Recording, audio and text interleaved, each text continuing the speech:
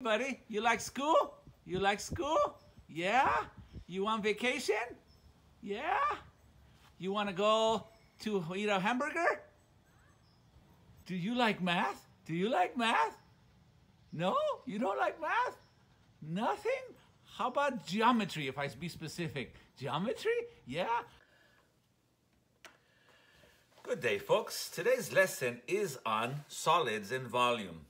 Why are they called solids, perhaps? Because they're solids. And if you hit your head on with it, ouch, it really hurts. Because it's solid. The difference between what we did the other day, which was area and perimeter, and today, which is going to be volume, is quite easy to see because these are all three-dimensional objects and the others were all two-dimensional. They had a length and they had a width. Today, they're going to have a length, a width, and they're also going to have a height, which makes them a solid. So let's review a little bit the other day. We talked about perimeter, which was 3, 3, 3, 3. So all the way the distance, all the way around the shape, which in this case is 3 plus 3 plus 3 plus 3, which is 12. We then talked about the area, which was the length by the width, in this case 3 by 3, which is 9. The units for perimeter were Cheez-Its. The units for area were Cheez-Its squared because it's length by width, which is Cheez-Its times Cheez-Its is Cheez-Its squared, right?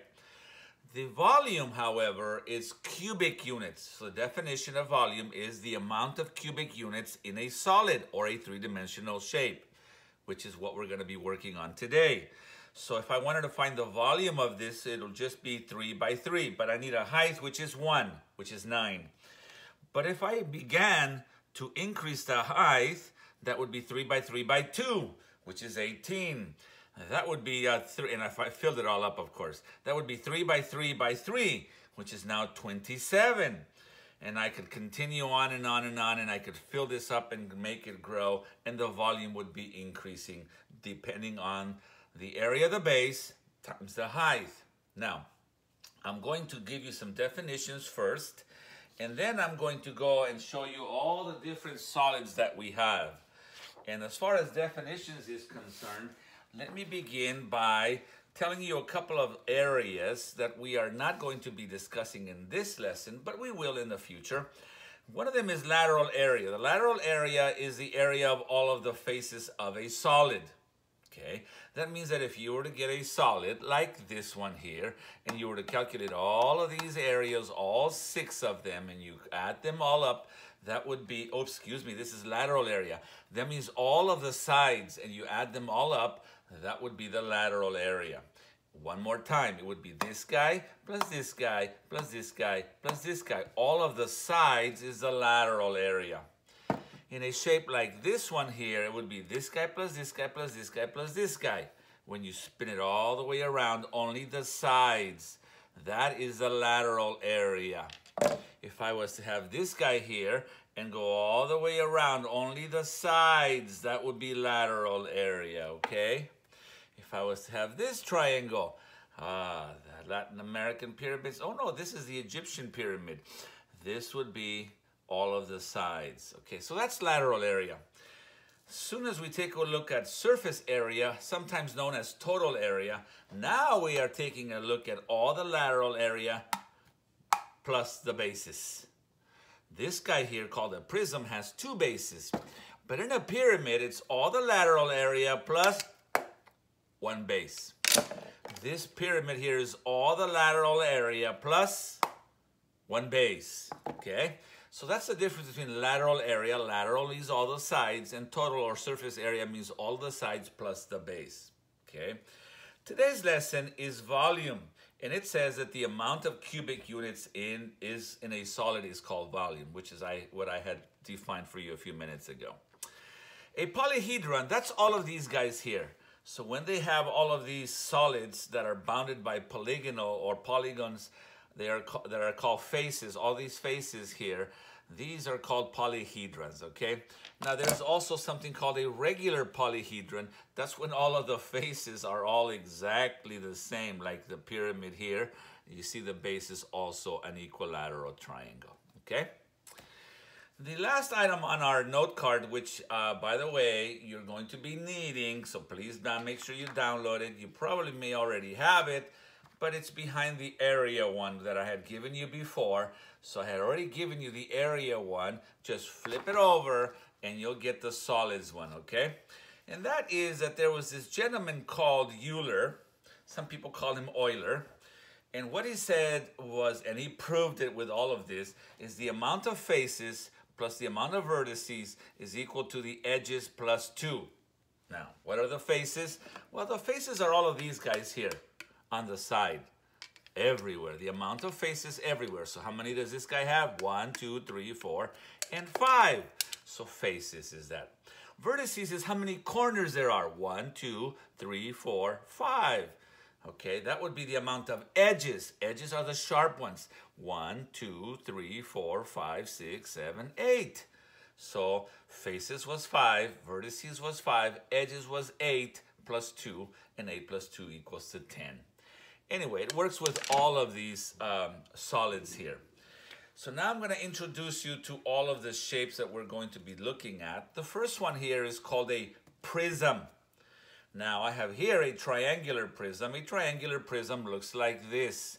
All of the sides are rectangles, as you can see, but the top and the bottom is an equilateral. This is a regular triangular prism. Okay. This too is called a triangular prism because all of the faces here, the sides, are all rectangles. The top is a triangle, the bottom is a triangle. But this one is a right triangle, so this is a right triangular prism. This one here is a rectangular prism because this and this shape are squares and squares are rectangles. So this is a rectangular prism. Sometimes these rectangles are laying down, but you gotta just make sure he stands up and it's still a rectangular prism, okay? This one has 6 sides. So what is he called?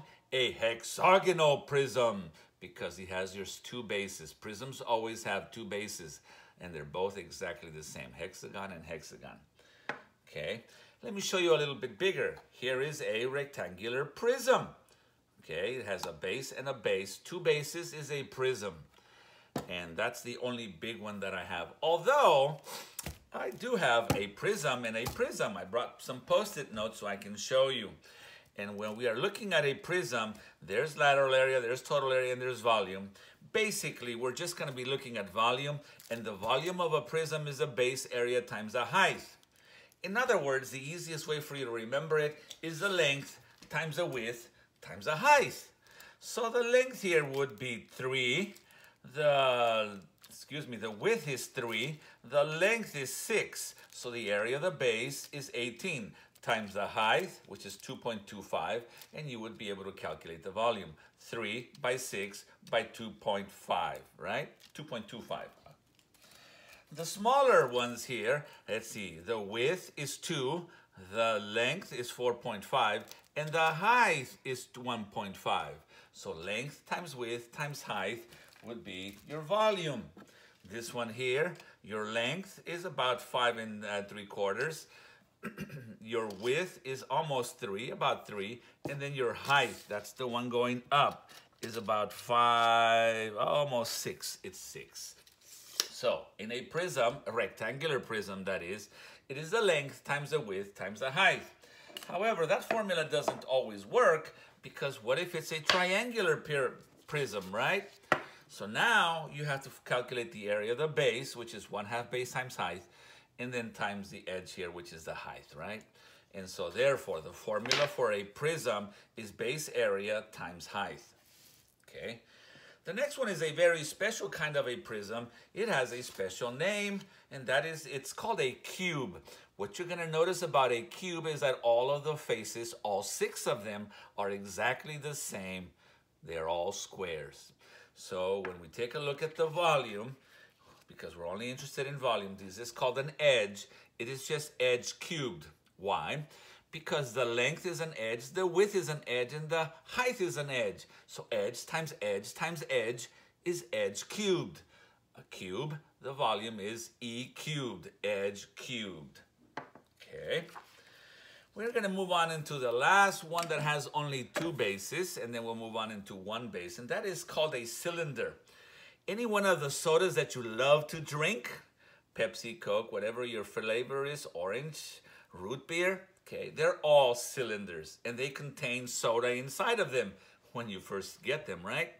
That soda inside is volume and it's liquid volume, okay? So let me show you some cylinders. This here is a cylinder. It is just like a prism because it has two bases except that it is round. And now we would find circumference if I needed to because it's round, right? That's a cylinder. This is a smaller cylinder. See, two bases that are circles and then it's round, okay? This here, a skinny cylinder. Sure thing, that's a cylinder, two bases that are circles. This is a big cylinder, two bases that are circles. Here's one and here's the other. Those are called cylinders, okay? And of course, the formula for a cylinder is pi r squared h. Pi, as you already know, is 3.14. R is the radius and h is the height. What's the height? How far it is from one base to the other base, okay? Now, they're going to ask you to find volume of these shapes, especially the round ones, in exact form. Exact means you better have a pi in it. When they say approximate to the nearest tenth or nearest hundredth, then you use your 3.14, okay? All right, let's move on to the pointy things. The first of the pointy things is called a pyramid. I had already shown you some of these. I've got a few here to show you. I have this pyramid here and this pyramid here. What you're going to notice right away is that they only have how many bases? One base. Prism, cylinders had two bases. Pyramids only have one base. There they are. The Latin American pyramids, which were used by the priests to do sacrifices, had base like this, and so they looked like this, okay? And they had four sides, okay? The Egyptian pyramids looked like this. They had triangular bases, and they were used as tombs. Two totally different reasons why they built them, right? What is interesting about a pyramid is that it has a regular height straight down the middle, something called an apothem here from the center of the base to one of the edges perpendicular to it. And then it has something called a slant height, which goes down to the side because pyramids are slanted. So you have to be careful with the regular height, H, and the slant height, sometimes used as L or sometimes used as an S, okay?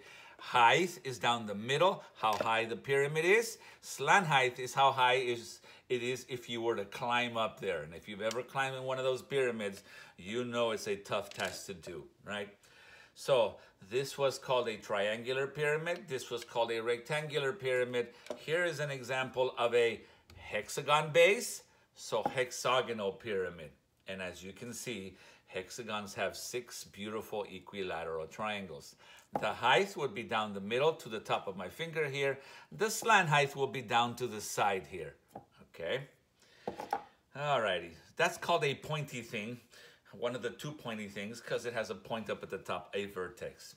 So once again, you have the formulas for lateral area and total area, but in this particular unit, we're just going to focus on the volume. It is 1/3 the base area times the height.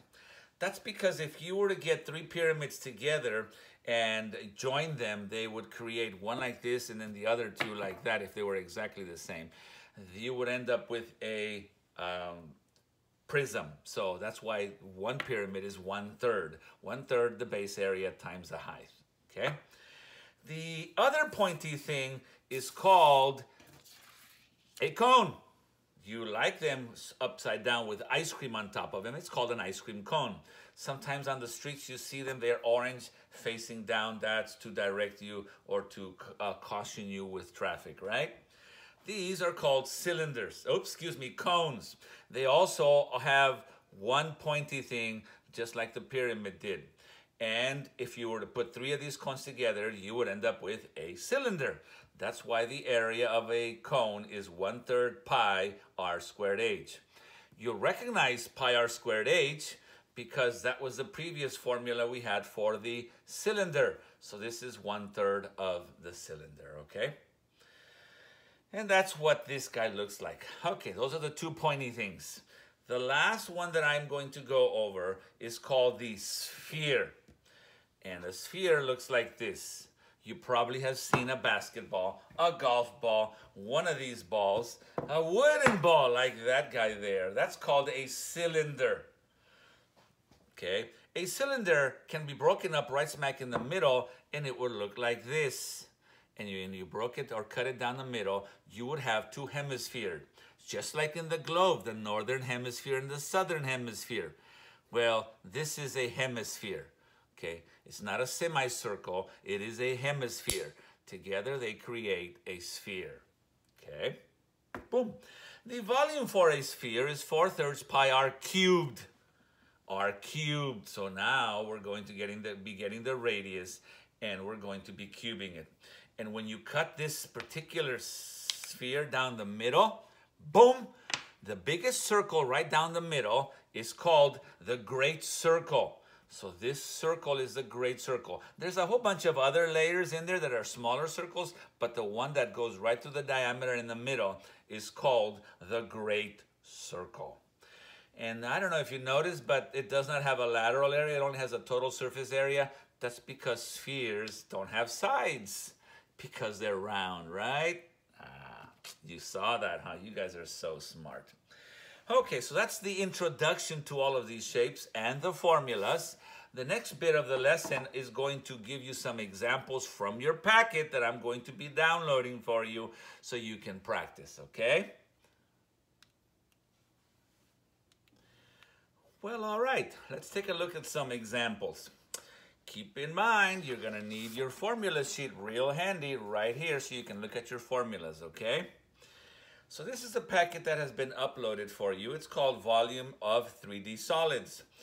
This first assignment, we're only gonna take a look at the first 4 assignments of this packet, and that's what you're gonna be working on for the next few days here before we get ready for your final, okay? So let's take a look and see what we've got. Page 1 is the easiest assignment here.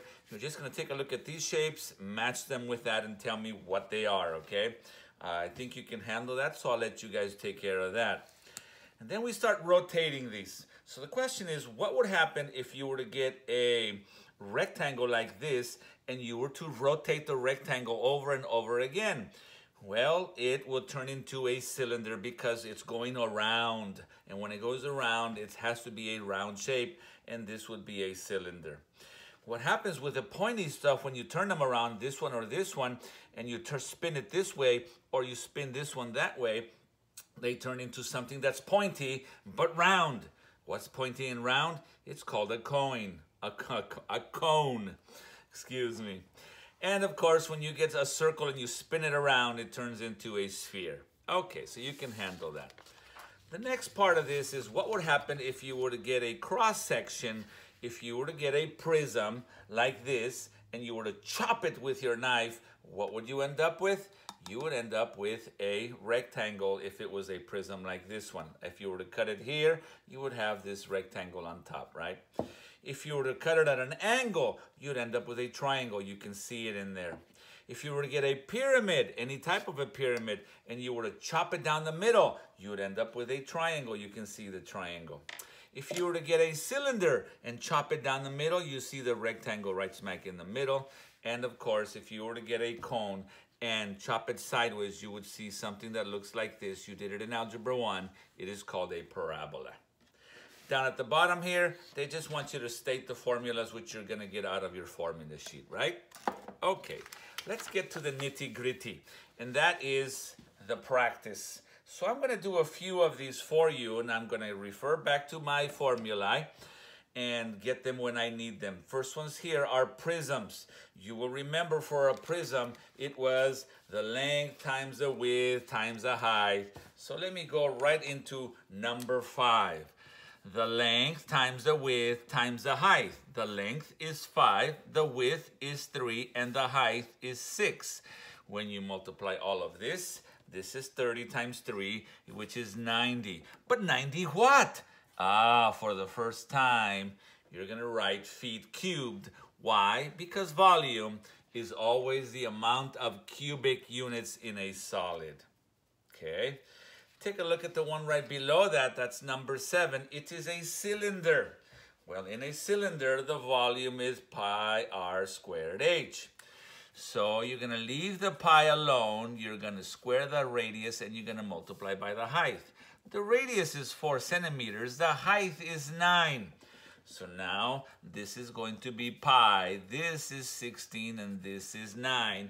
You're going to go get your handy dandy calculator. You're going to say 16 times 9, which is 144 pi centimeters cubed. That's the exact value. Now, if they wanted you to round off, they would tell you. But for now, leave it an exact value until they tell you to round off, okay? If you turn the page, you're going to get to number 10, which is another kind of a prism. It is a triangular prism. And in this particular case, I picked this one because you have to go back and use the Pythagorean theorem, which is what you learned in the previous chapter, right? So if this is 15, you're going to leave the base to be 15. This here is 25, so this here is 25. But I need to know what my height over here is. So this is a Pythagorean triple. It is a 3, 4, 5 when you multiply it times 5. And if you do that, you're going to end up with 15, 20, 25. I've got my 15. I've got my 25. This must be 20. Now, I'm going to need that because that's my height, right, of my base. So I'm going to calculate the base area. Now, this is my base, and there's another base over here. That's how I know it's a prism. So I need to calculate the base area times the height. Now, the height is 19. That's what joins one base to the other. It's over here. But I need to calculate my base area. So I'm going to have to go back over here and say 1/2 base times height, which is what is the base area of a triangle. And so I'm going to put 15 and 20, and you're going to end up with 150, which goes right in there. Now, to find the volume, I'm going to have to go to my calculator, multiply 150 times 19, and I'm going to end up with 2,850. They didn't give us units, but you must, so you write units cubed, okay? That one was a little bit harder, that's why I picked it. Number 11 is an odd shape, but it's only odd because it's not one of the regular ones that I went over. But if you just draw a line here, for example, you're going to notice that there's 2 boxes. In other words, 2 prisms, right? So if the whole thing is 7 and that guy took 4 over there, that means that this is 3 and this is 4, and there goes your 7. Okay, so now I'm going to bring this one here, 1, 1, 1, and all of those are all 1s. So let's see what this little height over here is. If the whole thing over here is 4 and this guy took 2, that means that these guys here are all 2s. So now you just go ahead and calculate the volume of that box, which is length times width times height. The volume of this box, which is length times width times height. And of course, you add them. Let's go see what they are. Let's see. My length here is 3, my width is 1, and my height is 2. 3, 1, 2, which is 6. My length here is 4, my height is 4, and my width is 1. So length was 4, width was 1, height was 4.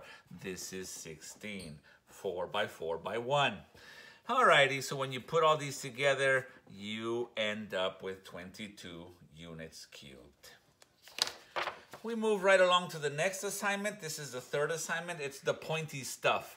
So let's go over to a pyramid. The volume of a pyramid is 1/3 the base area times height. Now you have to read what they tell you. This was a square base. So this is 1/3 base area times height.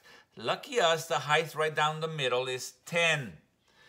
The base area is 9 by 9, which is 81. And when you multiply all of this, 1/3 of 81 is 27 times 10, which is 270 centimeters cubed. Now, this is a straightforward pyramid because they gave you the height and they gave you these segments that make up the base, right? The square base. Sometimes they don't give you the height. They give you the slant height. Point in case number 8. I don't want this height. I want the height right down the middle. I want this height down the middle here to the middle of the base. So I need to see that triangle. And you see how this is 12? Since this went right down to the middle, this is 6. So you should recognize that triangle in there. It's a triple. 6, 8, 10. It's a 3, 4, 5 doubled. 6, 8, 10. So now I know what my height is.